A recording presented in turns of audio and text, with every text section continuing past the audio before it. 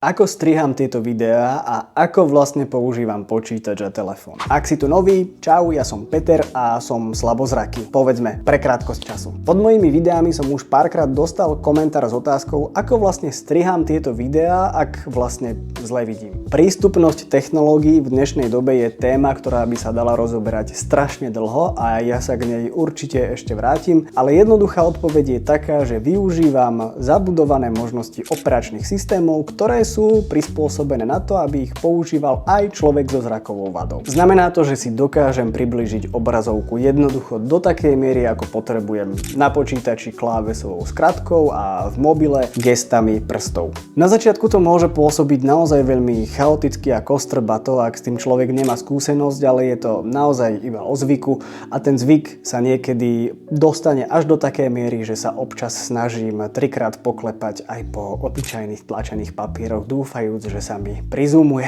A samozrejme pomáha aj externý monitor, pretože na väčšiu plochu sa toho viac zmestí a práca je potom oveľa jednoduchšia. No a takto dokážem strihať videá, písať maily, písať scenáre, venovať sa marketingu, prakticky čokoľvek, čo robí na počítači alebo na mobile ktokoľvek v dnešnej populácii. Ak chceš vedieť viac, ako technológie uľahčujú život ľuďom so zrakovým znevýhodnením, tak sleduj ďalej moje videá.